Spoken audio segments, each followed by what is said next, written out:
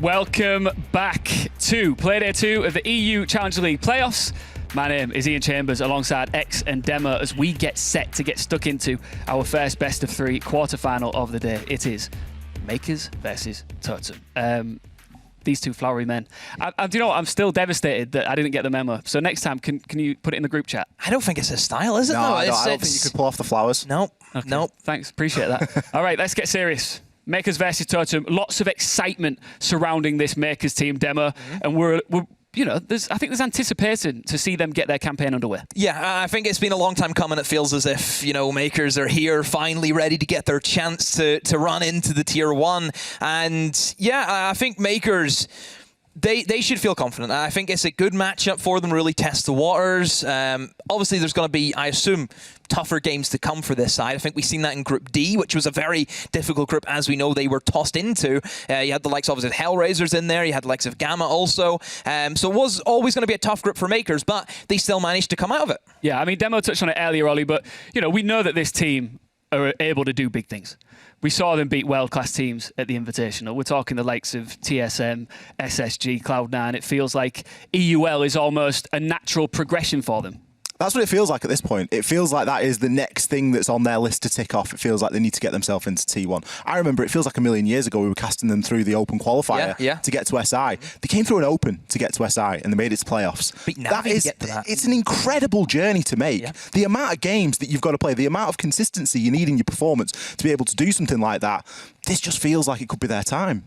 There are some interesting question marks over this team, though, in regards to how they're going to play it. Because, you know, it feels like they've been preparing fairly heavily for this tournament. You know, they played the PG Nationals, skipped their bans, you know, played a limited map pool and look as though they're ready for this. But do you think they've been hiding things coming into this? I would say so. Yeah. I think if you look at how they kind of took the PG Nationals after Invitational, they knew they were a good side. They had that confidence in themselves. They started, you know, no banning operators, like I said, very limited map pool. We've never seen this team play Bank before, which that's going to be difficult for Totem to really, are we going to go for the Bank? We have no idea what they're going to do. I think we've seen them go on a massive, like, double digits unbeaten run on Cafe before. You know, they were playing the same map every single week.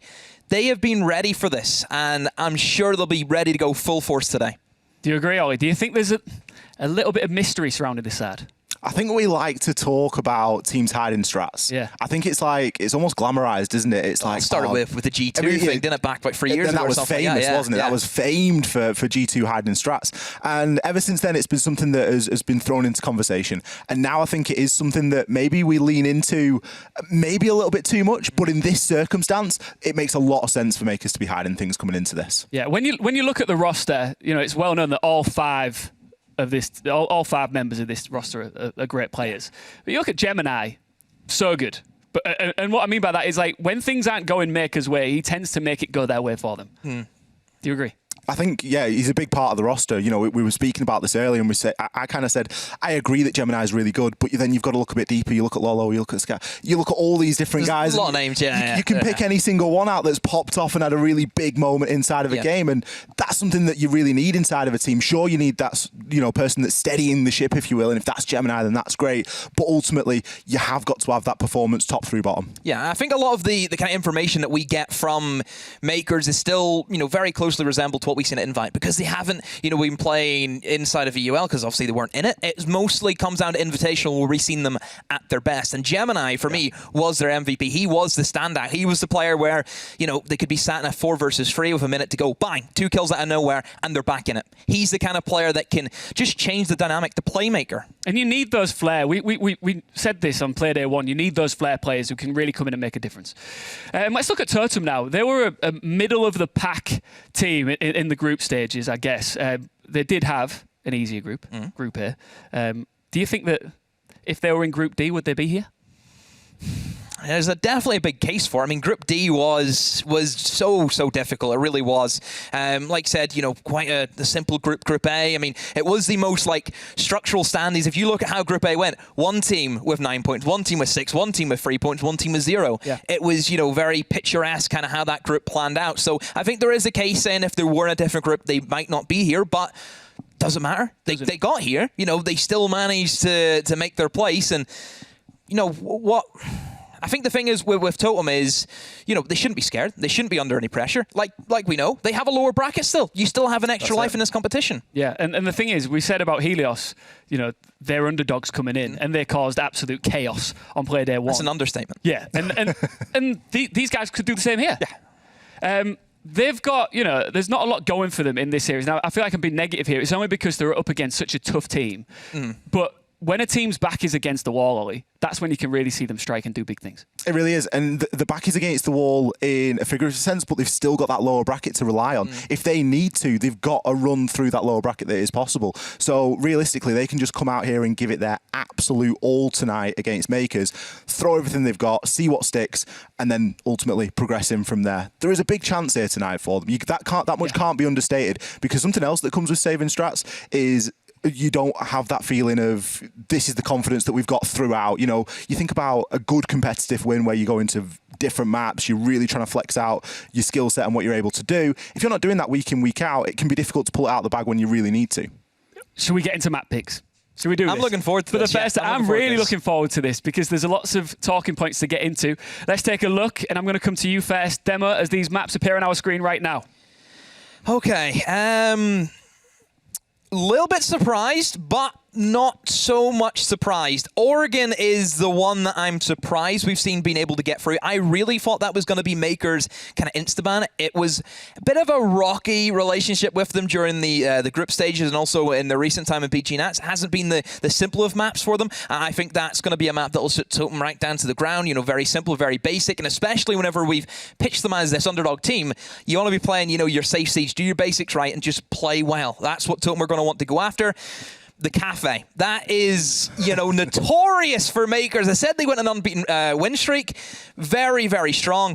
And Chalet also has expectancy. Chalet tonight, I think Mkers, this is a kind of map that they don't play a lot, but they play enough to know that they're going to be good against Totem. I think mostly, it seems to be most of the French teams don't have the best of times on a map like Chalet for whatever reason. So, yeah, I think Mkers, they've nailed that quite well. Oregon's going to be an interesting one, though. I thought that was going to be an insta-ban. It looks like the game is ready. So what I'm going to do is really quickly, like I alluded to earlier, we're starting a bit of a UKIN versus Benelux predictions war here. Who's taking map 1? I think Mkers are going to take it. Mkers? I need to take note of this. Mkers. All right, Mkers. Are we going to be right? We're about to find out. It's time to get stuck into our first map of this best of 3 quarter-final EU Challenger League. Let's do this. Let's cross over to our amazing casters. It's Anne and Anthox. He did that well, right? Announcing us. Yeah, definitely. It was a pretty good solid announcement. Exactly. Yeah. So I think our first step is to say who do we think is going to take the first map. I mean, it's quite risky to bet on Mkers because it's Reply Totem's map pick. But what would you do? What would you say? Let's just go against the grain and say Reply Totem. Let's just root for the underdog. Are we as a team? We need to do it as a team, though. Are you with me, Anne? Oh, I don't know. I mean, the social vote isn't with you, supposedly, either. That's true. I kind of want to go for Mkers. Yeah? Yeah. Do we do a safe bet for once? Yeah, I think we should. We'll take some more risks later down the road. Yeah. It is indeed Oregon, the first map that we're going to. And like you said, this is Totem's map pick. Exactly. At Totem's map pick, Mkers get to start on the defensive half. That means that they'll also ban the first operator. Both teams having played this map during the actual group phase gives us some idea of the operators that they might ban. Well, we know that Mkers is known to not ban any operators or keep their cards to their chest regardless of bans, but they've banned the Nomad before. However, this time they are going for the Buck. That makes verticality a lot more difficult. At least you're going to rely on a Sledge to open up things from above. You can't really open up things from underneath anymore because that's a lot easier when it comes to Buck. Reply Totem then responding obviously with their attack and ban. That's going to be a Thatcher, a very standard ban, some ban that we do see quite a lot. They also get to ban their first defensive operator. That's going to be the Clash. Interesting here to have the Clash banned. It's definitely an operator that we see banned more often. So far, we've only seen the Clash banned 3 times though. So here comes the 4th. Last ban here coming out from Mkers, and that is indeed the Jaeger. So we see a Buck ban and we see a Jaeger ban, and those are 2 operators, especially the Jaeger. If you're going for an elbow hold, of course, that could be a strong pick right there. I'm expecting a Wamai to be brought though. Yeah, I mean, I think you'll have to bring the Romai, because if you know the standard elbow hold downstairs, you want to have the smoke, you want to have some kind of protection for the smoke, so we can sit there as long as possible and deny the elbow control for the attackers as long as possible. And in fact, we do see the Romai being brought out. There's probably going to be magnets tossed all around the blue bunker, so the attackers will have to waste more utility. But look at the attacker roster, what they're bringing in. They're bringing in a Flores. So if you want to get rid of the shield, for example, that the smoke 9 out of 10 times has protected by either these magnets, or if you would have had the Jaeger, the ADSs, you're gonna be able to get rid of the shields a lot easier with the Flores. So I really like to see that one coming along from Totem here. But it's not downstairs that we're going to for the first time. We're going to Kit's domes. Obviously, Mkers on the defensive side. They're bringing a castle. That's interesting. Yeah, and I see what Mkers did here. One of the reasons that they probably banned the Buck over here is because they're trying to bring the Mira. Mira is open, of course. And yeah, what's the best counter against the Mira that's being played in, for example, dorms, is potentially to bring that Buck and get rid of it from below. So that's a big reason here that they probably decided to ban that Buck. However, you of course have the Sophia, you have the Maverick with 2 nades, and then Iana, who usually also brings 2 nades. Oh, this is an interesting hold. They actually have the Mira playing towards the big tower. Yeah, very interesting mirror setup, and a lot of stuff invested into downstairs as well. Gemini obviously having 4 of those castle barricades now, one being added last week, so castle went from 3 to 4 castle barricades. So obviously you can use one downstairs in order to protect Scatto a little bit better, as he's going to try and hold on to the small tower thing. He's a little bit longer. You already see some bullets going into his direction, but hopefully he can hold on to that position for as long as possible. And he's some interesting mirror windows that we've seen set up. A very interesting setup around closet as well, with an open closet, a castle barricade, a mute gemma, and I saw someone playing in there with a shotgun. So they're definitely having a solid setup here to be able to hold on to certain positions for a long time. But Neox is in the basement. He is around Freezer, and nobody's on that Freezer camp, so he is able to sneak up the stairs here. Might go for a flank onto Scatto, who is still playing around this Freezer hallway. If they communicate that well, they might be able to deal with this roamer fairly easily. There's also someone in kitchen supporting Scatto. Yeah, definitely. It is Totem here that's looking to not waste any time, trying to clear the players here of Mkers, and they do so successfully when they get the first opening kill on Gemini, followed by a kill on Scatto, and that makes it for a 5 versus 3 in the advantage of Reply Totem right here. They have the entire west side control of the map. They also have pretty much the entire bottom side control of the map, and it's only been 1 minute and 20 seconds, Anne. Yeah, and this is where the nades are probably going to come in play, because you can nade everything from below, basically, or a lot of things from below one side. We do see still 3 nades in the pockets of the players of Totem, so they can use them from below to try and get these players out of their standard positions, out of their standard or comfort spots that they might be in. He already sitting here as well. We do see Linker getting a kill onto Sasha, and at least 2 players for Mkers, but Aki is able to pick one up onto Juz, and then Linker gets a kill on the Lalo. So there's a 1v4 for Aki here. Knows there might be a player around Trophy, spots that first player, but doesn't win the gunfight, and it's Neox to win the gunfight there, and that brings Totem up 1 round on the attack for Oregon. Yep. Maybe we should have gone for Totem here. If we listened to our Ollie's analysis earlier, he did say that the attacking rounds have not been won that much so far in Challenger League. And Reply Totem here starts off with a first round on attack, and they actually win. Yeah, they have a very solid attack. I definitely like to see what they were doing. I mean, there was a lot of utility invested downstairs into holding on to the shower, holding on to kitchen, but it was very effective, the way how they tried to clear out these roamers, because they knew, there's someone going to be in showers, there's a lot of utility invested here. They send their Maverick sneaking up on the freezer stairs. There was no one on that camera either, so he was able to walk past her unnotified, and then he was able to get the kill on the person in freeze, and then half of your defense falls away. You're losing roamers, you're losing people onto the side. Well, I mean, if you have Aki in a 1v4, for example, we know he's good, he's a good fragger. We know he can potentially pull these things off, but a 1v4 is very, very difficult. And the players of Reply Totem were everywhere. They were pushing onto the side already, so that was a difficult situation for him here. They're already going to pick another site. They don't want to try Kids' dorms once again. They've chosen to defend meeting and kitchen. And now we see not necessarily a similar lineup from Mkers, because they got rid of the Mira. They have the Aruni now. They also got rid of the castle. Yeah, that's interesting right over here. I mean, of course, on the side of Totem, Sophia was being brought, so it was quite the counter against the castle barricades, of course, but that was pretty much with the Flores it. maybe it's a good thing here that Mkers indeed got rid of that castle. We see here that Totem is going to try to get big tower control. Indeed, they're going for a kitchen hold on the sides of Mkers right over here. Does that kind of show that they are not really sure about their own strats, or is it just, hey, let's swing things around a little bit? No, I think it's good for them to hold on the side. I mean, they tried to roam a lot last time, but it seemed that the roam was cleared quite easily. Still, we see some players of Mkers holding on to the upstairs here. See Scatto and Kid's Domes, and there was someone around Concrete as well. But the main attack from Totem seems to start around this big tower here, making sure that everything is clean, but it's Aki there who gets the opening kill onto Mowgli, and another one onto Tejas. So now you've cleared 2 players from Totem that were attempting to do that roam clear as well.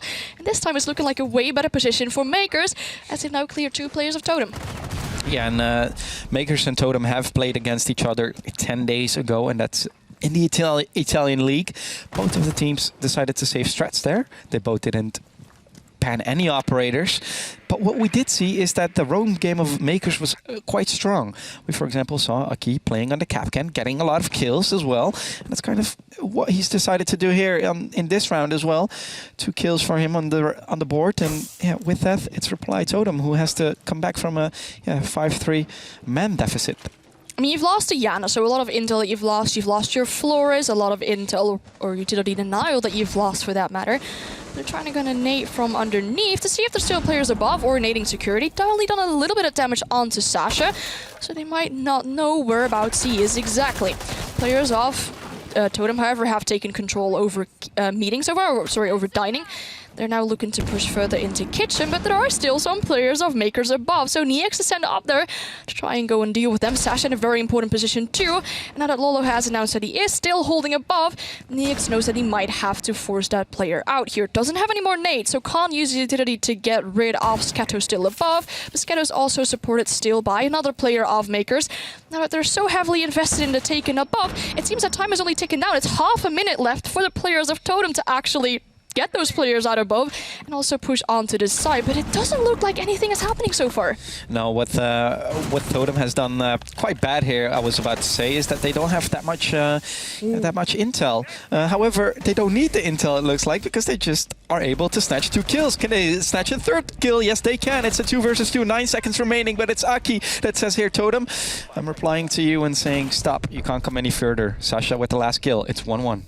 I'd definitely like to see how Mkers had set up this site. They had a lot of people above, and I'm not so sure if Reply Totem even knew that the players were above. I mean, it took them really long to even get to above. The first thing they tried to do was take control over Big Tower. Well, we had a key there, and they kind of stopped them into doing so. Then they tried to take control over Kitchen, and then they wanted to push onto the side, but probably realized that there were some players above still, and they had to get rid of those players above, and that took them so long.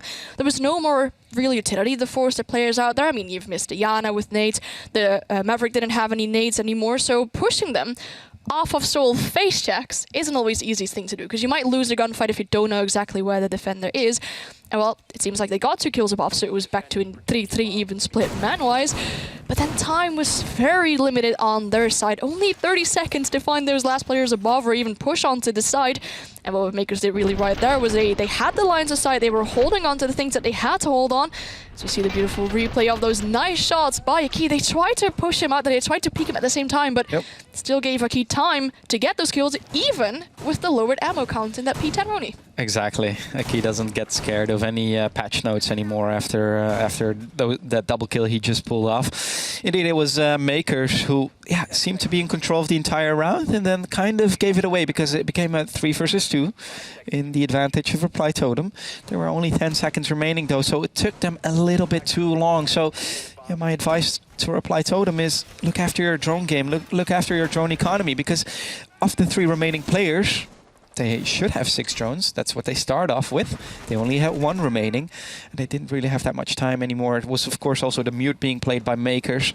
We do see a quite aggressive push here, and it's Aki that is able to get away undamaged. Yet he did damage Neox here, who's only has only 60 HP remaining. And Neok's already on the bottom of the main stairs here, kind of ignoring the roam that's going on by the players of Mkers. But he has to be careful for a potential flank that might come out from Lala later on. As he's around meeting around Split, we see DJs trying to get rid of the alibi onto the white window. But I don't think they're very much aware of where the players of Mkers exactly are. What a beautiful shot from Mowgli though onto Lalo. Well, that's certainly a way on how to deal with these rovers here. As he is pushed above, finds the Zofia, gets the kill there, and we're back to an even man count. That's the Zofia gone and the Mozzie gone here, so no more drone usage that the Mozzie can do if he ends up capturing one of those. But still, a key on the roam might find the Yana here, gets the kill onto Yana as well, and so far we find a key onto a double kill already. Yeah, Totem is scrambling here to be able to stop a key right here. I don't know what the Zofia was doing, just sprinting into the building like that. That wasn't the play at all. It's Aki here with a double kill, and he needs to know that Juice is still on the top floor, is trying to chase that alibi. And you can see it. Ooh, he's being sandwiched the alibi, but it's not. It's Aki, and he could win this, but no, it is indeed Linko that's able to even the score again. 3 versus 3. A minute and 15 seconds remaining. They can slowly but surely start taking more real estate. Yeah, they've opened the hatch at E-Box, so that's one thing that's definitely in their favor. But again, it took them quite a lot of time to deal with the roamers that Mkers had spread out pretty much all over the building, because we saw people above, we saw people around meeting. So a lot of map control that Mkers tried to hold onto their hands. But well, it took them about 2 minutes to get rid of that, or took Reply Totem about 2 minutes to get rid of that. And now they're trying to get themselves onto the side, opening up a part of Freezer, which might give them an entry onto the side. But the players of Mkers are situated quite well all around here. We see a potential flank hold also towards Laundry, and Neox is brought to quite like a slither of HP, but Linko is on side and could be able to go for a plant. It's Sasha to get the kill onto Neox, not the kill onto the diffuser, but now we find ourselves in a 2v1 as both Gemini and Scato are on a little bit less HP, but Linko tries to go for the diffuser. Is halfway there, but the players of Mkers aren't necessarily responding to that, so he's able to potentially get it off. But Gemini with the last kill onto Linko, that should give them a free counter diffuse and one more round into the hands of Mkers. Yes, we did see a good hold here from Mkers. I think it was a good roam again from Eki, and it just seems like Reply Totem does not know how to reply to those roams from Aki. We saw it, of course, in the PG, in the Italian National League, and we're seeing it right here, right now, again. We saw Aki was very important in round 2. We saw him being important in the previous round. 2 rounds in a row, he was able to snatch 2 kills. Extremely, extremely important here for Mkers. Yeah, now we see Mkers, they've won 2 sites, so they're forced to go to a 3rd bomb site. They're choosing to do Kid Storms once again. Last time they went to this site, they had a quite spread out roam. I mean, there was a lot of utility and a lot of players invested into downstairs. However, they're bringing a similar setup. I liked what they did with the castle barricades. Obviously, as you said, you have a Sophia, so you can potentially get rid of them. But they also had the mute, and those mute jammers were around quite a few of the castle barricades, which should make it a lot more difficult to get rid of them.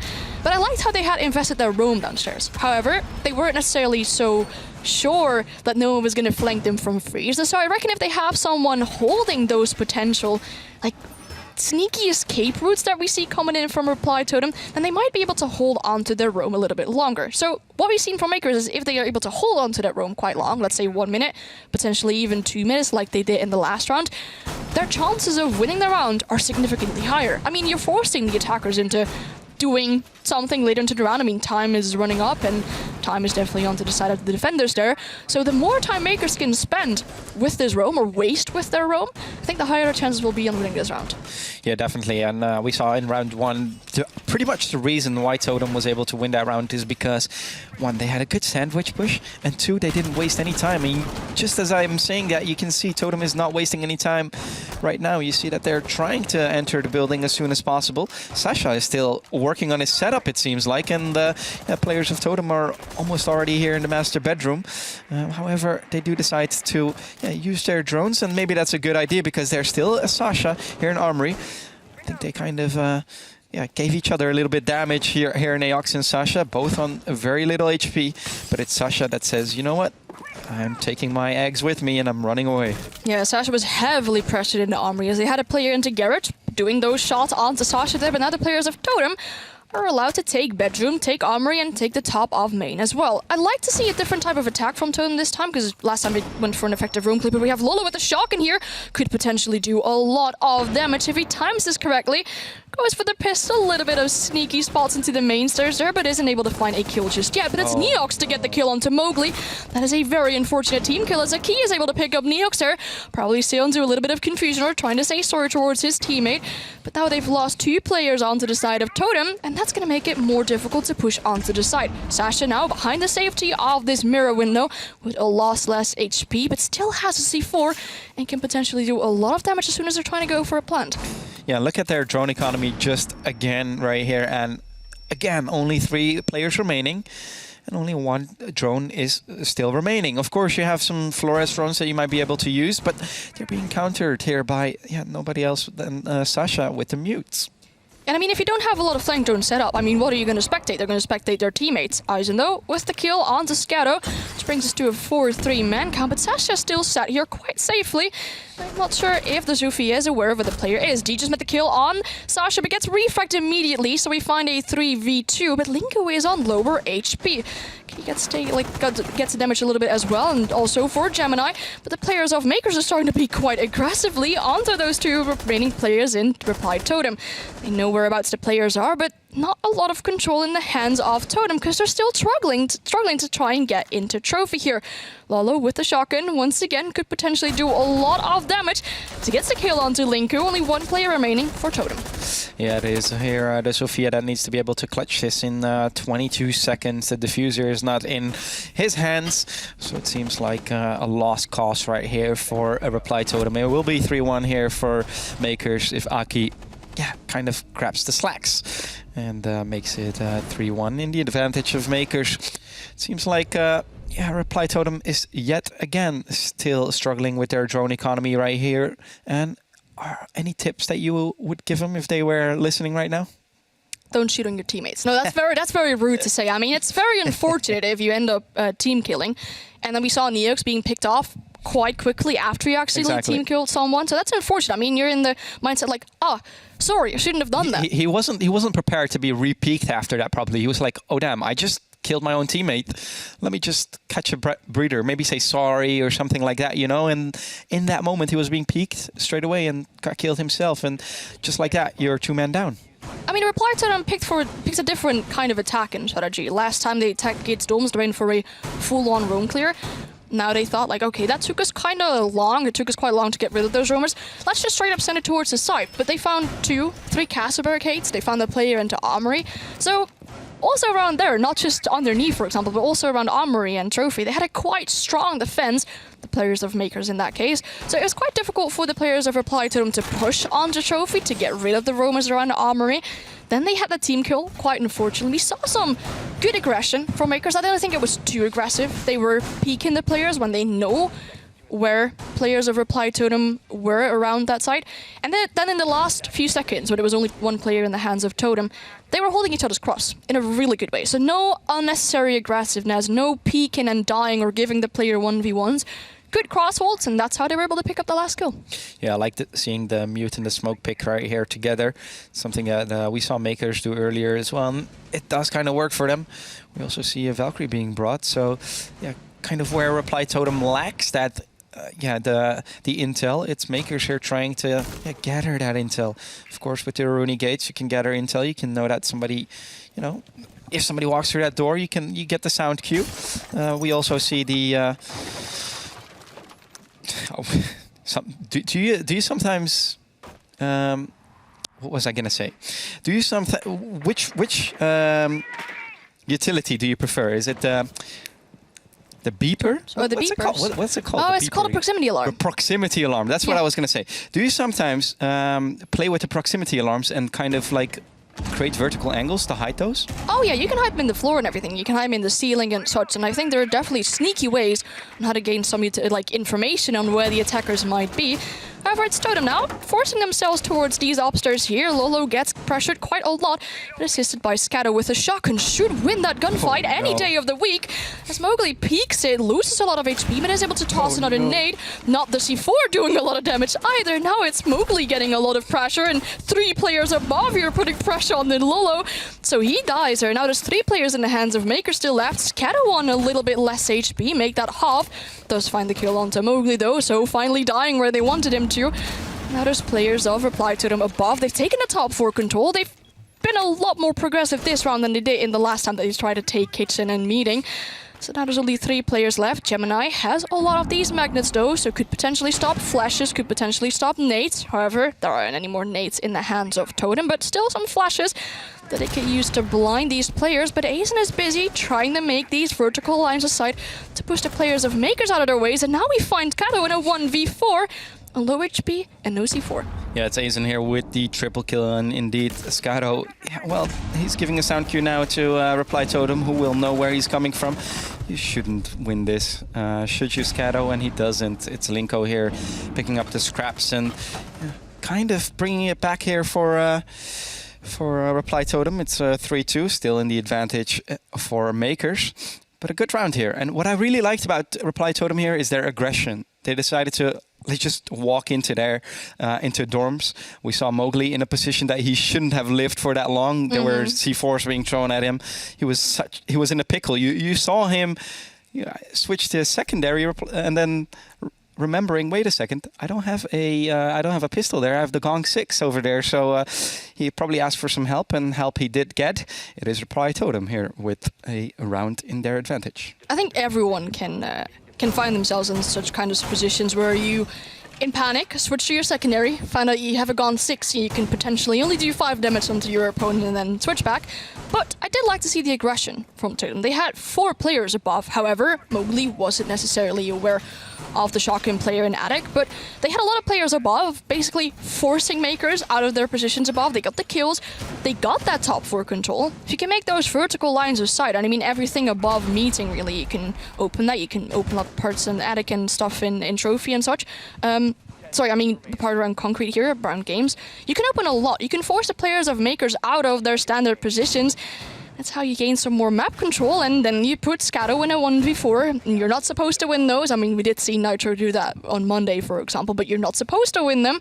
He didn't end up winning them, and the best thing for Reply Totem to get here would be a 3-3 split on their attack, and that's pretty good. I mean, it's a map pick, so you hope it's going to go in their way, but a 3-3 split on attack is really good. Yeah, it would definitely be really good for Reply Totem, especially considering that stat that we have, that attacks have only been won by 33% of the times. Only the attacker rounds have been won. We see here that Totem is going for a T3 take, and that's the big tower. From there, they probably want to kind of make their way downstairs, but they have to consider that Mkers is, of course, on a heavy roam game again. We see a Vigil being brought out. We see an Echo being brought out who can use his drones to kind of give intel. And Reply Totem thinks that they're safe here. If he impacts it now, he can get a double kill. Come on, Akwi. Impact that. Trust in your gut. I think he's going to wait a little bit longer. Yeah, they don't see the lines that we see, but there's a very strong take of Totem around here. They're kind of trying to ignore that entire elbow hold that most players do when most players try and take blue bunker and everything. But can you just patiently waiting? I mean, it's some trigger discipline as well to wait and potentially get that triple kill or double kill that he's onto. But the players of Reply Totem are gaining more and more map control. They're using their drones. I mean, there's still quite a lot of drones in play for the hands of the Totem players here. And they've also forced some players to go away. I mean, Akid does get that kill, has impacted the top Attic here, is able to find one, but all the other players of Totem are already long gone. And you know what Mkers did really well there is that they reinforced that Attic hatch. With that, you kind of give Totem the idea of, okay, nobody's then playing in Attic, right? Why would they reinforce the hatch off if somebody would be playing there? So they gave them kind of a false sense of security. And it is indeed Akwi who is able to snatch that opening kill yet again. It's not the first time we saw him do that today. Akwi with, again, 2 kills. I think that's the 3rd round now where Aki is able to snatch 2 of the opening kills. Yeah, exactly. We've seen him do that before, but the players of Totem have already moved on. They're now trying to take control over this blue bunker. Steal some banshees towards those backstairs. And Neox is already situated on the backstairs as well, trying to push onto the long hallway, but we now find a key injured. He was already on low HP when he performed that defense above. Now he's able to be picked up again, so a little bit more HP on his side though. But once again, the players of Reply Totem, well, they are downstairs around Pillar, but one of them is still above around Meeting. So not a lot of time in their hands to play around with. Has this freezer hatch opening, could go for a potential drop. Does not even see, I mean, that's a beautiful one tap onto Aki though, and another one onto Lalo. So now he could potentially push him to the side, but loses the gunfight against Gemini. So again, the players of Mkers in an advantage. CD just getting injured, Linko in a 1v3, but loses the gunfight against Scatto, who dropped from the E-box. So that's another round for Mkers, and we do see that 4-2 split, so not all has been lost for the players of Mkers yet. No, that's a decent split right there, and yeah, it was almost a hero play there by Maverick, but unfortunately Mkers was in a good position to anticipate that push, and it is now indeed 4-2, and Mkers can, yeah, after the halftime point now, they can start getting themselves ready for an attack. If we look at the lineup here, Anne, is there anything in particular that you think, interesting? I mean, the Goyo might be interesting, but apart from that, it looks like standard Siege to me. You've got your smoke for your elbow hole. You've got your Wamai with those magnets to make sure that the smoke is able to stay around blue elbow for as long as possible. The Goyo might be interesting. I do like to see that shield around the pillar here, so you can hold of that control a lot longer. Yeah, we do like to see those one-taps. He was so not aware of Neox being around freeze. I mean, I commented on the fact that he was above still with 20 seconds remaining, but it almost could have gone completely different would Maverick have won the gunfight on the player in Laundry. He would have been able to pick up a triple kill for himself, and that kind of could have given them control or the push towards Laundry. It didn't happen. They lost too many players on the sides of Totem to potentially get that push going on there. But now they're on the defensive off. So a fresh start for them. They can go, they're going downstairs first. And also on the sides of Totem, we're seeing a fairly spread out roam. Yeah, definitely. Kind of like can't beat them, join them mentality. If we can't beat their roam, let's try it ourselves. And I wonder if they're able to pull this off. An operator that we don't see being brought that much anymore is, an operator such as Jackal or an operator such as the Lion.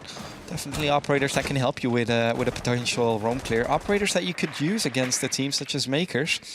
But it is now indeed Reply Totem that can go and try and successfully defend. They bring a Thunderbird here. Interesting. Yeah, I mean, I like to see the Thunderbird. I mean, Mkers didn't bring the Thunderbird at all in their defensive half, and Aki is already in meeting here. Found the Thunderbird for a few seconds, but doesn't really want to engage into the gunfight. But two players of Totem above, though, and with the Aruni, you can open up the hatch there, but Aki's on side, gets the kill onto Linko, gets another one onto Eisen, and where are your roamers now? There's one dropping from E-box, gets that kill onto Aki, but the call was fairly late. However, no more players from Mkers onto the side.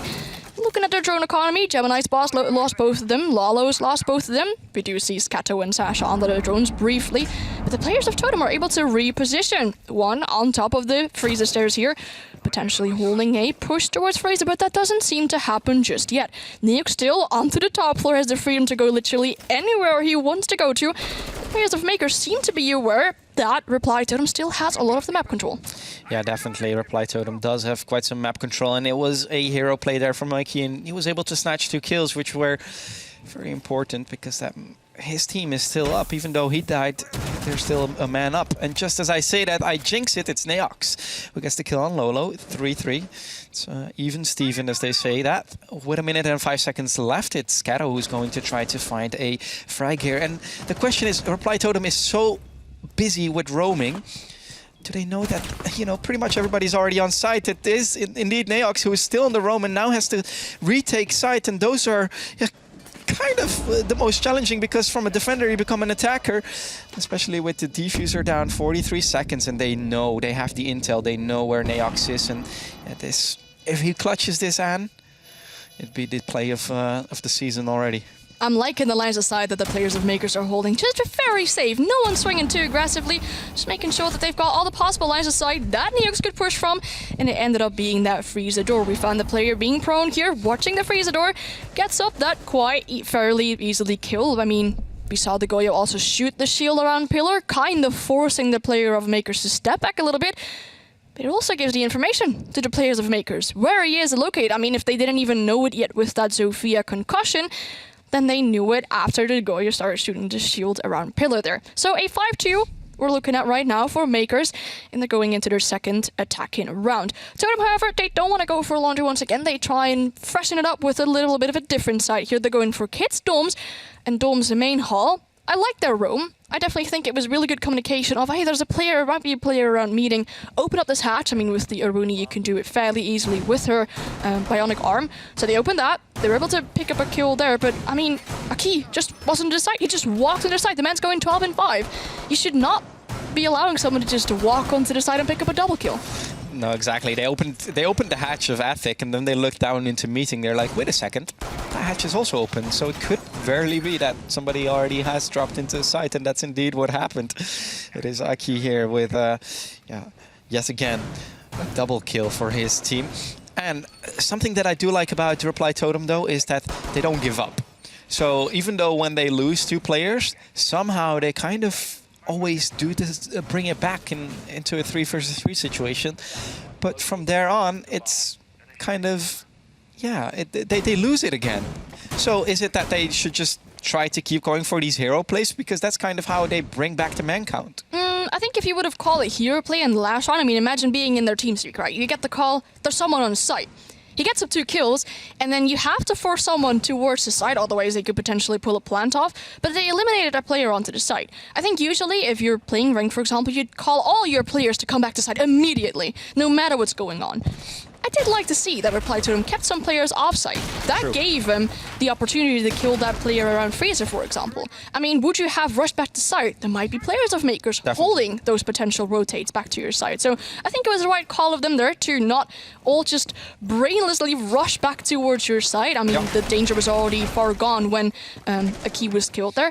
I think it's a pretty okay call to just not pull everyone back towards the side. But unfortunately, there was not enough people around still in the hands of Reply Totem to win that round. No, it was only 2 of the players of Reply Totem indeed that went back to site. They kept 1 player off site, and that can indeed show a little bit of composure on the side of Reply Totem, right? Like, okay, our plan is not going as we were hoping it to go, but at least we keep composure, and that's something that Reply Totem does well. Every time that they lose 2 players, they kind of are able to keep composure and still do some damage back for Mkers. We do see that Mkers is going here for a back push, as they call it, and that's the big tower push. They brought a Maverick. Yeah, they've mavericked the bottom part of the wall, so for the players who reply to him, it gives it a little bit of a scary feeling like, oh, you might not want to peek it. There might be someone prone here on this very slim line on the bottom of the breach. You might be very careful to peek it there. Neox, however, is not getting spotted on that drone, if I see that correctly.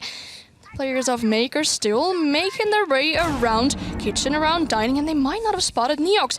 However, he's going back to side. He's choosing to live another life, and Mowgli now in the closet here as we see Linku was attempting to go for an aggressive push there, but Aki almost onto the side again. Spots the player on Kid's Dome there, but we do see Neox on the flank. Yes, we do see Neox. He's trying to flank indeed, so he didn't go back all the way to side, and on the side of Mkers, they have nobody playing behind the white van to stop this cutoff. And oh no, Neox, why are you sprinting? We've heard that before. It's Lolo who gets the kill here on Neox, and that means that the flank here does not work out for Reply Totem. It's Reply Totem that needs to live another 25 seconds without getting that defuse down, and they're doing so well because Mowgli here kills the person with the diffuser, but has to watch out. It's Aki here that goes for the wallbangs and is able to get that. It's a 3 versus 3 situation. 14 seconds remaining, and can Mkers still win this round? I don't think so. The diffuser is at big window. They need to go for the frags. Yeah, they've got fun on low HP. Lalo gets injured now. Sasha gets killed as well. So 3 quick kills coming in on the hands of Reply Totem as they're able to hold on to this site for as long as they could potentially do so. So we're seeing a 5-3 split right now. Not all is gone. I mean, would Mkers have won this round, they would have found themselves on a map point. Not a match point because we're doing a best of 3. There's still 2 potential maps that need to be played after this one. I did like to see the passive-aggressive things that we saw from Mkers. I mean, they were trying to do that roam clear around Freezer. They kind of misrode Neox. Neox could have gone for a potential massive play there, had he not sprinted. He was sprinting towards the white stairs back up.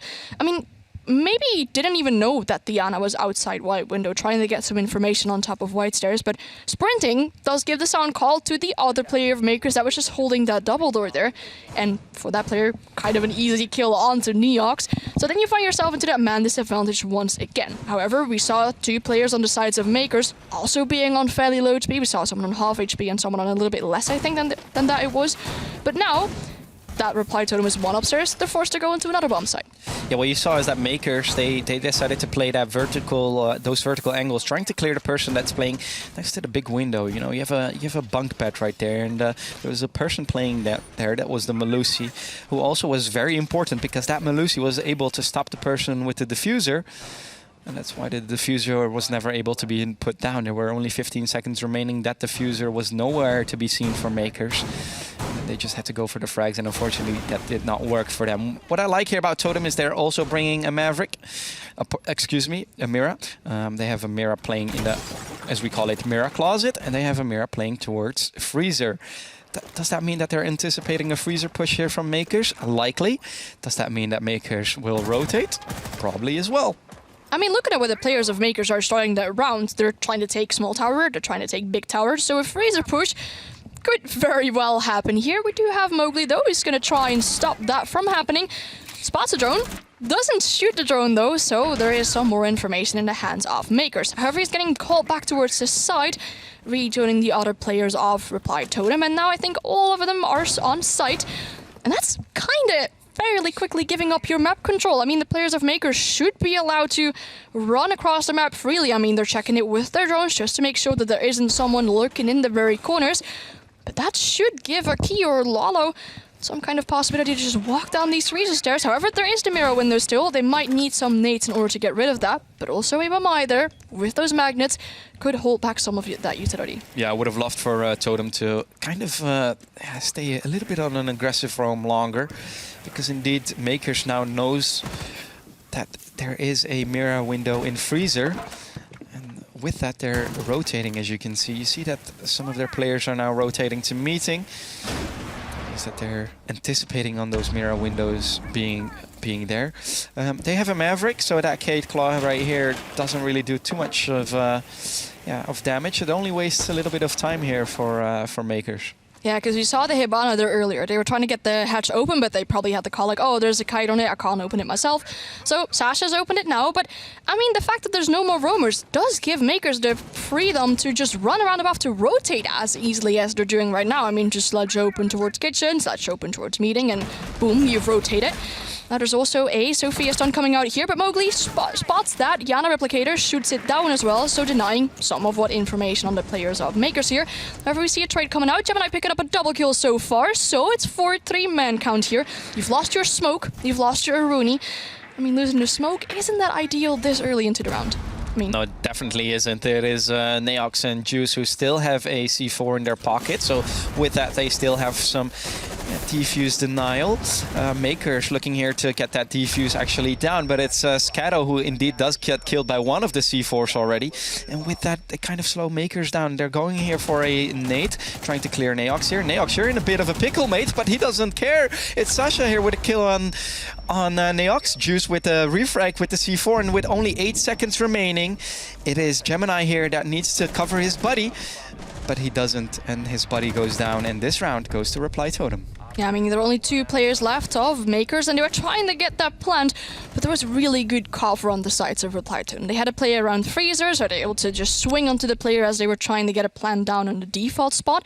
Those C4s definitely coming in detrimental for the players of Mkers. They lost 2 players due to those 2 C4s that you called out earlier, and I think that's definitely what helped Reply Totem win this round, because they lost their map control really early into the round. They called their roamer back after they were droned, after they missed their shots onto the drone. And that was enough for them to feel so pressured that they had to call all the players back towards the site. Mkers was able to rotate freely above. You saw the sledge just opening up everything. They were able to get those hatches. You saw the Yana Replicator drop. got that information that, hey, there's still somewhat of a hold around the blue bunker. I thought as soon as Mkers killed the smoke, like, that should give him the freedom to go onto the side to potentially get a plan down. But then you still had the C4s in the hands of Reply Totem, which turned out to be very strong for them. Now they find themselves on a 5-4. They've won 2 defensive rounds in a row, which forces them to go to another bomb site. They're picking they're picking meeting and kitchen. Not meeting and kitchen, kitchen and dining. Where we saw Mkers pick kitchen and meeting. So they're picking the different bomb site as the third cherry bomb site. Exactly, and I'm just curious whether Reply Totem will have some top floor presence. By the looks of it, they probably will, because they are prepping the top floor. It seems like they're going for an aggressive small tower hold. Somebody is playing in that small tower, it's Aizen, and does that mean he's going to play till he dies? Or will he go for a cheeky rotate back from the big window? That's the question. But his job right there, Anne, is of course to waste a lot of time. What I do wonder though is, why does Totem not bring either a Mozzie here or a Mute here? Because, you know, Aizen will be droned out here in just a second, then they'll probably try and clear him. I like how they have the Romai upstairs though. So if you have those magnets, you can throw them onto the windows. There's you're not as easily cleared as they could potentially do with nades and flashes and everything. So you're gonna make it a little bit more safe for yourself there. However, Aizen, speaking that quite aggressively, I would say, for the amount of stuff that he's got left in his pocket, has no more magnets and is easily cleared by Lolo here. Mowgli also lost a fair amount of HP there, but now Neox falls as well. So 2 players on the sides of Totem are already gone, and we do find Mowgli on low HP. A quick and easy clear, as we see from Mkers, and now that Mowgli's fallen as well, there's only 2 more players. You've got the smoke, you've got the Goyo, so has a potential C4. The 2 players that you want to have as your final 2 players. Ideally, you'd have to have the Maestro as well. They're playing this quite aggressively. Mkers is taking their time, droning everything out, just carefully making sure that they don't rush things here. There's some information on the likes of Reply Totem as Aki finds himself being shot at and does not get the kill there. Dies. Sasha gets a kill but dies immediately as well. Linku's also being picked up, so we're round for Mkers and they found themselves onto a map point. Indeed it is here. Yeah, Totem that kind of struggled there. I mean, we saw that the Wamai was being pushed there quite aggressively. It didn't have any intel denial. Did Akwi just go for a bathroom break real quick? I don't know. I don't think he minds what he plays, because we saw Mkers and Reply Totem play against each other. You said 10 days ago in the PG Nationals. It was on Villa, right? The scoreline of the game was eventually 7-3. But Aki was going 14-2. He was playing Monty. That's not the usual operator that you see picking up all these frags. You said earlier he was going really good on the Capcom and everything as well. So would you really mind what operator he gets selected, even if it was a random pick? Right. I don't think he does. He went for a quick water break though. You need those from time to time. It's very important. Stay hydrated. I was just about to say that. Fist bump, and sorry, I interrupted you there. No worries. It is you do need to stay hydrated. It is Reply Totem here that are down 2 rounds, and they need to win these 2 rounds or this map and their map pick will be over. Yeah, it's unfortunate to have your map pick, to lose your map pick. I mean, it does hurt your mental as well. You're going to go to a map that is definitely favored by Mkers after, as we're going to go to Cafe after this map. You don't want to find yourself on a 1-0 map disadvantage there if you just had your map pick. So the players of Totem are going to do everything in order to bring this to 6-6. Then they're going to find themselves into overtime and potentially are able to pull this map onto their sides, but they cannot make mistakes anymore. They can't allow themselves to make mistakes. I see players roam. I see the Iruni of Neox roaming downstairs. But if you lose that roamer really early into the round, that's going to be a difficult problem here. Scatto loses a little bit of HP, might have been tagged by Neox here, and he has to go and hide all the way down to the basement. Expect Scatto to go for that basement clear, go for up the big tower stairs to potentially find the Iruni there, but Scatto doesn't do so. He's going back towards Aki, who is around main there, and Mowgli is on a big roam as well, was really pressuring onto the player in Garage, but goes back onto the side. And again, a lot of map control given away quite easily. Yeah, and if history repeats itself here, it's Totem who won 2 defensive rounds in a row. That was, of course, the dorms and the laundry.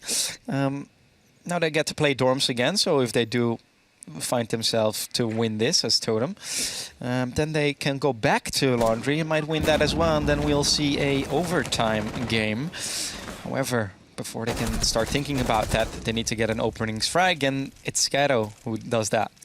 I was just about to say that I think Aki just wasted 2 nades there, but seeing as he got a little bit of damage done onto the defender there, the defender was looking around like, oh, there's someone in garage, I have to be careful. And that gave the player of Mkers just the freedom to rebel into Armory. I think he's able to pick up one as well. However, Neox goes for kill onto Lalo, so we find him in a 4-3 man-wise. Now Mowgli going fairly aggressive, gets that kill onto Aki, and now has to reposition here. Players around that master bedroom door still. Neox still into the basement. Could go for a freezer take. This is exactly what I mean, Anne. Again, Mkers with 2 kills, and Totem just brings it back to a 3 versus 3. Now it is the question, is Totem able to... Are they able to keep composure? That's the question. We see that Lolo is on a flank watch here, as well as Akri, so that's something that Mkers does better than Reply Totem. They actually conserve their drones and use those for flank watches, and we know that Neox is probably still on the flank. It's Mowgli here that wins this gunfight against Kato, and yeah, don't get a little bit too aggressive here, pal, because you still have 40 seconds, and you know, you don't want to give Mkers another chance to fight another day. Yeah, and the 2 attackers left in the hands of Mkers are fairly spread out. One is an Attic and one is around Trophy, trying to push onto the side. But you might be able to give the defenders casual 1v1s here if you're staying that far away from each other. Gemini losing a lot of HP as well to the player on top white. Is able to hand out a lot of damage towards Mowgli too. Gets spotted, but the smoke arrows is coming out now, denying a lot of time. Mowgli with another kill, a triple kill for him so far. Is able to find a 4th. No, it's Neox to get that kill onto the last remaining player of Mkers here. That's a lot of hype coming out from Ace, and here you do love to have up your teammates like that, and they have to. They need to win this final round to force themselves into this overtime and to potentially still win their map pick. It's indeed Azen that got a little bit hyped over here, and we do see a timeout being called here by Mkers, and that's quite logical, right? I mean, you think you might have it in the bag. You're 5-2 up. It goes to 5-3, goes to 5-4, 6-4, and now it's 6-5. Mkers need to converse this round to be able to close this map. If they don't, if Reply Totem wins this round, we of course see both teams going in an overtime first map. It is indeed Reply Totem that was able to come back. And yeah, do you see this comeback happening, Anne? I'm not so sure. I mean, a lot of people had Mkers probably as one of their favorites to win this entire thing, to proceed on to EUL. And they want to get this done as quickly as possible. A lot of people predicted Mkers to win this game, to win all games in general. So they don't want to go to overtime. They want to be able to win this final round and get this map in the bag, and then potentially their second map as well. However, this timeout does give Reply Totem some time to talk as well. You could go for an offside pick. We saw this on Monday as well. The team that didn't call that timeout went for the offside pick and ended up winning the game there. I mean, now we're looking for a potential overtime, and that's what Reply Totem definitely wants, but Mkers wants to finish it without overtime. A 7-5 would be ideal for them. However, Totem is able to go back down to Laundry. That's the side that they've won once before. They played it twice, and then the second time that they played it, you saw that they gave up their map control quite quickly. The last roamer around Freezer Stairs got called back within half a minute towards the site, and then the players of Mkers were able to rotate. They got the hatches open, even though there was a kite trying to stop them from doing that, but they had the Maverick with the hatches open and everything. And then their push, I guess, on their side was kind of late. They tried to force themselves onto the side. There were still 2 C4s in the hands of Reply Totem. I'd like to see 2 back in the hands of both Deeges and Neox now as well. They were detrimental to the players of Mkers. I mean, 2 kills with the C4s, that brings down the man count of Mkers a lot, drastically. And then, I mean, time is up and you're trying to force yourself onto the side. You're trying to get a diffuser down onto the main plant, but the hold of Totem was still good enough to win that round. So can they go for a repeat of that round? Can they pull this to overtime, or do you think that Mkers might close it off in this round? It depends. It seems like Mkers might go for a blue push instead, or for a big tower push. You see only one person on the side of Mkers actually spawning on the west side, on the far west side, which is of course a small tower. So it seems like they already know, okay, they're playing a similar setup. What went wrong last time is that we went for a west side take. We tried clearing the entire west side of the map and then going for a freezer take. Wasted about a minute right there before they realized, oh, wait a second, there's quite some utility on this side from Reply Totem looking towards this side. Neox with an amazing opening skill here. C4. Another player of Mkers dying to C4 in the round. They're trying to take Laundry. However, this is a lot earlier into the round. And now you find yourself on a man disadvantage quite quickly into the round. But Aki is looking to do what he does best. I mean, we found him a few rounds earlier onto the side. Just the players have replied to him not being aware that he was onto the side already. But now they still have this map control around Pillar. There's quite some utility and some items stopping the players of Mkers from just getting into the side that easily. It's not really the blue bunker push that we see happening now. However, Sasha opening up this main hatch could potentially go for the meeting hatch later on as well, but decides to peek it. There might be a player underneath it. You don't know. They had these C4s earlier where they did a lot of damage with. So it's quite smart to peek that and make sure that there's no one under this hatch so you can safely Maverick it open. Yeah, we see here that Hibana is now calling for the Maverick to come over to meeting because indeed the meeting hatch is being Kate clawed again. So good setup here for Reply Totem, especially after getting that opening frag. We do see that there's indeed another flank drone here. Is that probably the flank drone on Laundry Stairs, I would say? Oh, that could definitely be. But now the fact that you've lost Sledge so early into the round, you can't as easily rotate anymore. You saw that the Hibana was shooting open the wall towards security to get that hatch open, to put some pressure on there. If you still had the Sledge in play, that would have been so much easier to do. You could just walk through that. Now you can't walk through it. You have to walk around to get to that freezer hatch. And Aiden has a longer line of sight.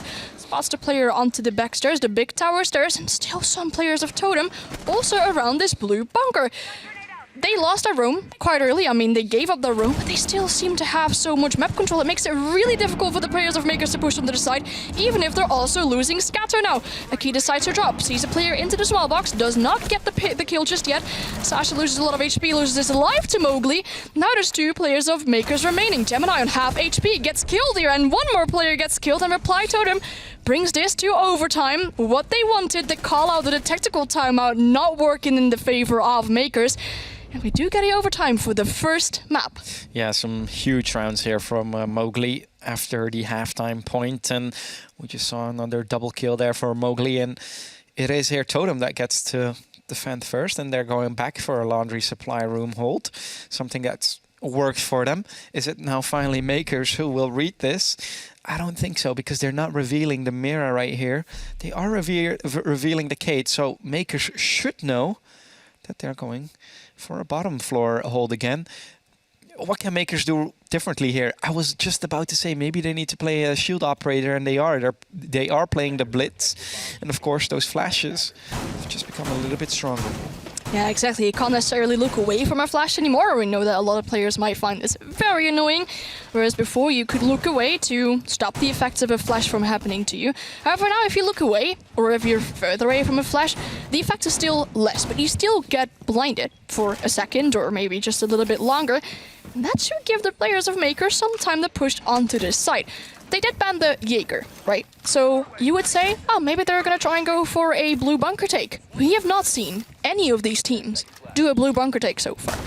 There's so much more potential you can do so now that there is no Jaeger. I mean, you still have the Vamai, and teams are bringing that Vamai almost every single round so far. So you have the nades, definitely in the hands of Mkers. I see two sets of nades here, but that blitz, it's such an interesting pick. I do like to see that. And all the players of Mkers, as if they heard me talking about it just now, but look, are going for that blue Linko is bunker. expecting it. He is expecting it. He's just sitting right there, and Mowgli gets the openings down, I was going to say. And it's Sasha that tried to rush, and this rush seems to have failed. It's Juice that goes down, and after 20 seconds, we already have Akwi that's last alive. And my goodness, my goodness. Yeah, Linku takes a little bit of damage, though. That should still be enough for him to use those smoke cannons. He used one quite quickly into the round. I mean, there was a lot of pressure of the players by Mkers, but like you said, Linku was expecting that push. I mean, they've already lost 4 players. Aki is in a 1v3 at the moment. There's still 2 C4s on the sides of Totem. They have a mirror window set up on the rotate. Quite an interesting one, but it's Linku to find that last one there. And I mean, I like to see the rush. I like to see the switch of pace coming from Mkers, because both teams were definitely going for a roam clear, making sure you got the map control, slowly pushing onto the side. And now Mkers just decided to go for a full-on rush. And yes, it failed miserably. But I know that players like to rather have a plan, full on agree with it, execute it, and have it fail, than just all scatter around the map, not knowing what to do, and then end up failing as well. That's very true. I mean, agreeing to a plan and then failing, at least you feel there's a team. Failing when there's no plan, it kind of, gets you get frustrated from that. It is Mkers that can defend right now, and they're choosing for Dormshold, and we see that mirror being played yet again. We also see that castle being played yet again. Neox bringing the Maverick. Last time he died as Maverick in Armory. Maybe an advice would be to actually go to the big tower this time, even though that there might be a mirror being played there. Yeah, there isn't necessarily as much of a defense or a lot of utility invested into their backtake. So the players of Mkers, I think, do it as well, where they breached that very bottom line of the attic wall and they made sure that it wasn't easy to push there. However, there's even more utility being invested into downstairs here. A mirror window to stop a potential push coming from the small tower, and a lot of castle barricades invested around the main stairs and also the garage door. So the players of Totem are definitely going to struggle trying to pick where they are going to enter on this map. Next is going to go for the backtake. There is no mirror window on Attic this time, so that should be a little bit easier for him. Man. Deep inside, I was hoping for Totem to also go for a rush. It's a little bit harder, of course, with an Aruni gate here. We do see a mirror window being played on a soft wall here, and that's not a common thing to happen. However, you have the advantage here because someone has to drop from pit, and you have the information on someone dropping, and there's so many angles that you need to check if you drop pit, for example. They do have a fluoresce, so they could clear that mirror window with a fluoresce. Yeah, they could clear like a lot of the wall around it. But however, mutes. That's true. Exactly. So, a lot of what if and what can happen, but it's Akwi here with the openings frag, Mowgli with a refrag. So Mowgli was cooking that nade, got killed by Akwi, and that nade kind of... Isn't that... Kill from the afterlife. Exactly. Isn't that unfortunate if that happens to you? Yeah, I mean, you're like, oh, I killed this person, and that person ends up killing you as well. Interesting to happen for sure, but we're back to an even man count. You've lost a Bamai, an operator that you don't want to lose this early into the round, because those magnets, they gather throughout the round. You can throw them later on, but losing them this early means there should be more potential for the players of Totem to use their flashes, to use their nades, to use their utility, to force the players of Mkers out of their standard positions and their holds.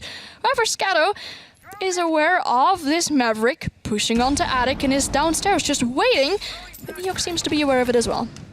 Yeah, it is here, Neox that kind of took Attic control here, and we see Juice indeed using his Flores drones. Probably going to try and clear the mirror window here. Does so successfully. And that means that the person playing in Kid Storms is a little bit less safe. Who's also less safe is Neox, who gets killed here by Scatto. And oh no, Ace in the timing. But he lives to fight another day. It is Scatto that's going to try and put pressure back on Sophia. And what are you doing, Sophia? Why would you do that? It is Scatto with the frag here on Sophia. A 4 versus 2. I kind of get it. I mean, if you get the sound cue of a castle shooting, you probably think he's reloading and let me just jump inside and get the kill. But unfortunately, it didn't work. It is Sasha here with the kill on Juice, and Linko was on site. But on site, he also died. Gemini with the last kill here, and it's a 7-7 overtime match point. I don't think that Mkers expected to go this far into the game. They would have rather closed it at maximum of the 7-5 where they called a tactical timeout. But now we're in a 7-7. This could literally go anyone's way. We've seen a 4-2 split when Totem was defending. Then we see a... Well, it goes back to 6-6, for example. So both 4-2 splits on the defensive half. You would say that the defenders might have a little bit of an advantage here. That should give the advantage to Totem. However, I do like to see how they are reading onto the players of Mkers, because last time there was this rush, right? They have another shield player now. Last time there was this rush, and I mean, we spoke to the observer of PG Nets, which is observing this as well, Red Lake, and he observes these teams more often. He said, like, oh yeah, Mkers tries to play differently. They pull out interesting things, and it might be difficult to prep against them, but still, the players of Reply Totem knew that they were gonna rush. There was a 6-pick onto the blitz. You can't smell the 6-pick coming from those players, but I like to see how they're reading into the players of Mkers. So one more defensive round could be what Totem needs for this map. It could be as simple as just going on camps early in the round, right? And then seeing, okay, only the scrapyard cam has been destroyed. So, excuse me, the blue side, the scrapyard cam has been destroyed. Construction cam has been destroyed. So they're probably going for a construction rush here. Good read, of course, from Totem, but now they have to defend again, and it's this time the dorms that they have to defend. We see that Smoke was briefly the only person on site, but he's being joined by Mowgli and Linko here. Yeah, exactly. Quite a spread out roam, so to say, from Totem here as well. Some players around that construction here, but Neox is aware that he's getting pressure from both sides, spots a drone. But he doesn't go back to side, he just remains there. So the players of Mkers have to make sure that Neox isn't still just hanging around in the big tower, as he's still able to reposition himself. Could shoot a lot of drones from the hands of Mkers and could potentially hold on to a lot of map control. The longer he gets to stay there, the more difficult it will be for the players of Mkers to gain that map control. However, he's gone now. He's no longer in the big tower, but the players of Mkers need to make sure that he actually is gone before you rappel in and find a player hiding into some corner of that big tower. However, the Monty is in there. They might be able to push that, for that push further. And I think they're going to try and get that Hibana, for example, to breach the wall here, so they might get some push onto the site. However, there's a player in attic still. Now they're using that Heartbreach gadget to get that player out of here. Yeah, and I like this this switch in operators, because you're opting to remove your Maverick and then taking a Monty, which is a huge intel operator, of course, but you still have that hard breach power, because a Monty, of course, has 2 of those hard breach gadgets. So a very good pick here to rotate to take that Monty instead of a Maverick. The only thing you lose, of course, is a set of 2 nades, but you know that a Totem will play an anti-nade operator. The Wamai. The Wamai. Ooh, a lot of flashes coming out though, but the player of Linko is still able to sit upstairs. There's a Goyo shield going on, but Mowgli with the opening kill onto Scado. That's sure Sophia gone. No. Potentially some utility gone as well, but it's trying to force Mowgli out still. However, there's smoke grenades. There's so much control still above going on in the hands of Reply Totem that they'll likely be able to hold on this for a little bit longer. They're definitely trying to force the players out there, but the attic take hasn't been successful so far. Lolo with the kill onto Mowgli. That brings it back to an even man count, but Lolo as well as Sasha is on lower HP. Yeah, indeed, and it is here. Only 35 seconds remaining for Mkers to get that defuse down, or to get all the frags here. Totem knows that. Only 30 seconds, and they do have to still deal with that Monty, but they still have smoke canisters, which they are using here successfully. However, that Monty can kind of walk into kids here. We do see Neox here getting that kill on Akwi, and that's a very important kill. He also can get the vertical angle here. And oh my goodness, it is Linko here with the kill on Sasha. Gemini does get a refrag. Gemini gets 2 kills, a 2 versus 2 situation. 5 seconds remaining. The diffuser is about to go down. Lolo here with good coverage, you would say. Lolo indeed with good coverage, because that diffuser has gone down. It's Gemini in a 1 versus 2 situation. Diffuser down. He's gotten 2 kills so far already, and if he wants to clutch this, he needs to find 2 more kills. 35 seconds remaining, and they have no idea where Gemini is hiding here on the sides of Totem. 29 seconds, and it is here Gemini that's still alive. His location has been exposed now, and it is Juice here that gets the kill, and it is Reply Totem that will win this first map pick. Oregon, their map pick, and Anne, I'm gonna look at you and say maybe we should have gone with Reply Totem.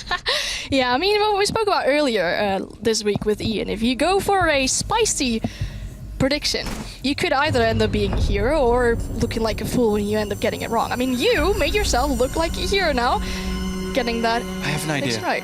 Let's just, because Ian is not here right now, let's just say that we picked, that we actually. Oh yeah. Let's see how sharp he is. See if we can trick him into thinking that we actually, yeah. Exactly. It is here indeed. Yeah, great match that we've seen so far, and I'm only eager to see the next two maps. Well, I'm saying next 2 maps, but it could be only 1 map if Reply Totem wins again. And that should definitely be against everyone else's predictions. I mean, we saw the social vote definitely going in the way of Mkers as well. It is Reply Totem winning their own map pick, which is good. I mean, it's good for your mental to finally win that map that you've picked as well. But they needed the maximum overtime to eventually pull it their way.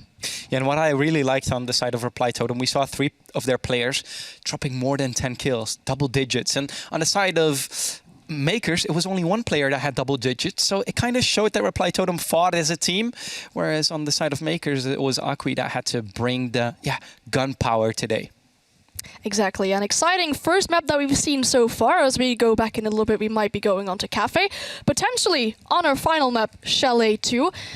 Exciting things to be coming for us. Yeah, definitely. It is indeed Cafe that we will be looking at shortly. If you look back at Oregon, what made Reply Totem win? Or what made... Do you think Reply Totem won, or do you think Mkers lost that map? I like how you're asking me that question, but I think there's some people on the desk that could definitely give us a really detailed answer on that.